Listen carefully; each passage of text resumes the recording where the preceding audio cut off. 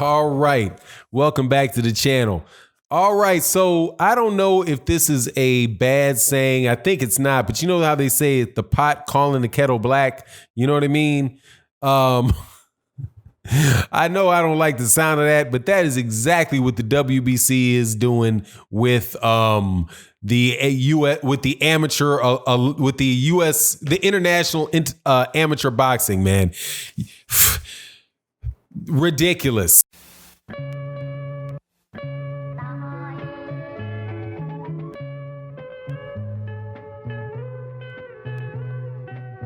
All right, welcome back to the channel. Y'all know who the WBC is, the World Boxing Council. They hold a belt called named Sophia by Floyd Mayweather Jr.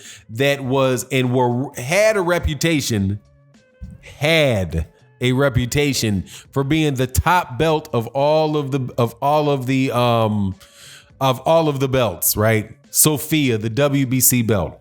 Though what the WBC does is they are a boxing commission. They sanction fights and they put on fights. They have a belt, you know, the whole thing. One of the four major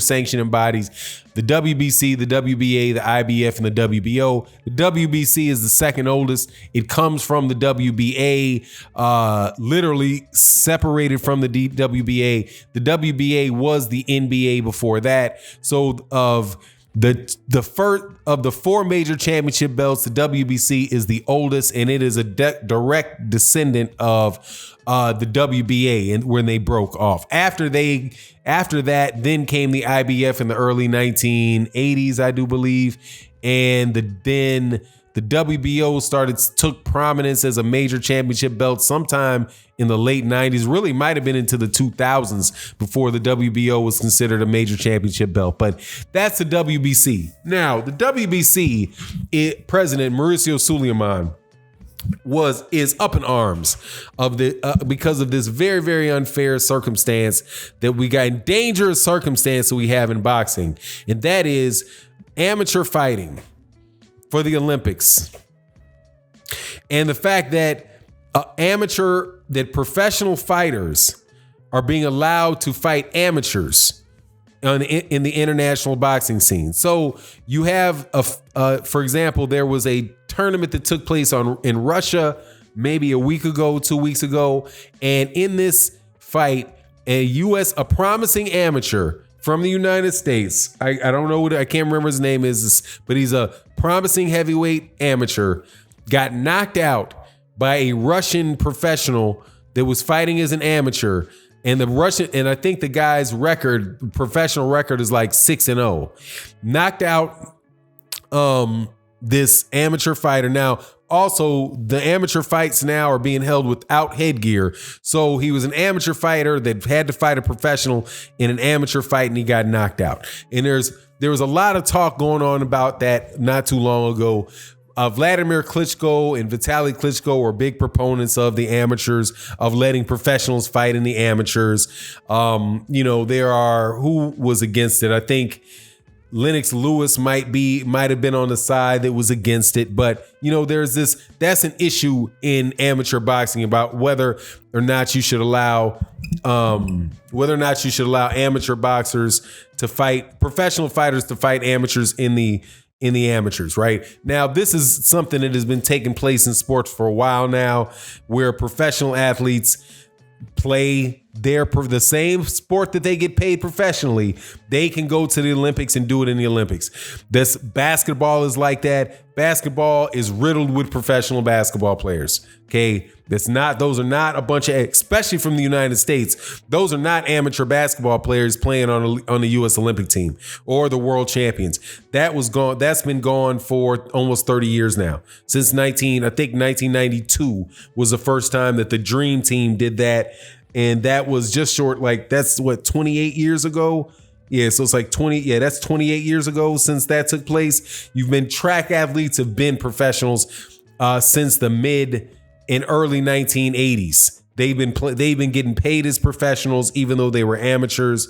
These guys, amateur sports is absolutely big money. So the fact that and that a tennis is like that, tennis The Serena Williams and Venus Williams won Olympic gold medals during their professional tennis career. That's something that is happening. It's nothing unique.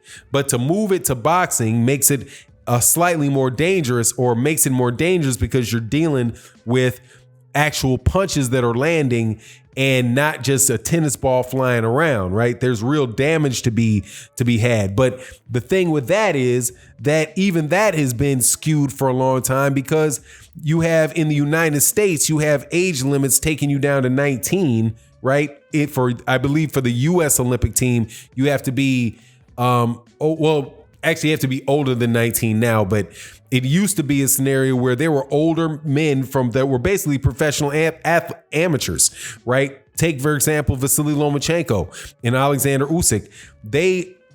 That's why they stay in the amateurs till they're 25 years old, because they have federations, the Ukrainian Federation, that is paying their bills, getting them a house, getting them a car, right? Paying for their training. They get stipends. They are actually getting paid, and they had been getting paid for a while. So the idea that somehow now that there's just now professionals that are being in amateur boxing is kind of silly. And to think that it wasn't going to happen in boxing is also kind of silly, because it's happening in every other sport in the amateurs. So it's just a matter of time, right? Now, is that right or wrong? I would say, no, you shouldn't, man. You shouldn't have grown professional athletes in amateur sports. But that goes to the question of whether or not there's any more amateur sports at all, really. You know, it's not on the Olympic side of it. Those guys are pretty much training like professionals and living like professionals to get there. This is not some scenario where, you know, you have a guy that is a part-time, you have a guy that is a plumber, and then a part-time amateur 100-meter runner. It's just not happening anymore. It's not going to happen in boxing. Now, so what do I agree with it? No, I would love for there to be the pure amateur experience out there, but that's just not what the case is. But as far as it goes with boxing, like I understand why people don't like it, right? Understand 100%. But the WBC, man, you got more important stuff to do than focusing on that, because the WBC is just, they're living, and Mauricio Suleiman's just in a glass house throwing stones. Man, I am more concerned about you raising the computerol level, the acceptable computerol levels for fights in professional boxing, than I am whether or not the sanctity of amateur boxing in the Olympics. Man, please, like I said, those guys have been doing that. They have been professionals fighting for a long time now. Professionals fighting as amateurs for a long time now. There's been professionals fighting as amateurs. The biggest boxing that there is in the Eastern European bloc is amateur boxing, and their government pays good money to pay for their fighters to do that. But how about the WBC start paying attention to what's going on underneath their own roof? You have situations where there are repeat offenders. You have the two guys with belts with the WBC, Tyson Fury and Dillian White with that secondary belt, are both drug cheats. They both pop dirty for performance enhancing drugs. Then you have, as soon as those accusations come out, like on Canelo Alvarez, what does the WBC do? Well, we believe in our champion. We know that he has never tested positive. He would never do that. And as a result, hey man, we don't care what these people do. We are not going to suspend our champion for fighting from this belt. Come on, man. You've got did you see the reception that Mauricio Suleiman gave the Martin Carefoot, the guy that said he lied about the Boer excuse for Tyson Fury? Mauricio Suleiman just jumps right out the gate and says, I'm not going to believe somebody that admits that he lies. But hold on, if you believe he lied, what's he lying about? He's lying about your champ taking performance, he's lying and saying he was covering for your champ for performance enhancing drugs. Well, we don't care about that. We trust in the great integrity. Come on, man. You, like I said, the WBC, you're in a glass house throwing stones on this issue with amateur boxing. There ain't no way in the world that you don't know that there's guys. Matter of fact, let's take another one. There's actually, the WBC had been accused of letting a man fight a woman. In a boxing gym with Alejandra Jimenez. As soon as somebody said, hold on, man, we think this lady might actually have been born a male. First thing, you're just being, you're just homophobic. There's nothing wrong here. Boop, 2 days later, she pops dirty for elevated testosterone levels. And then the WBC still doesn't return the belt back to the person that the lady cheated to fight. This lady, if it's a lady, whatever, Alejandra Jimenez cheated in that fight. She tested positive for performance-enhancing drugs. You should hand the belt back to the person who was cheated.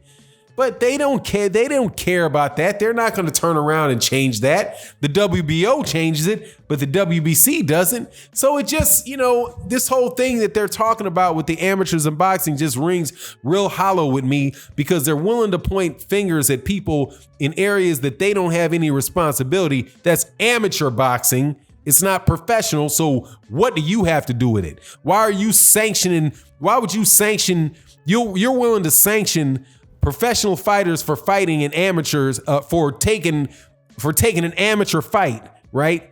But yet you're not willing to sanction and be strong against people that are fighting in professional fights under the influence of performance-enhancing drugs. It just is absolutely ridiculous, man.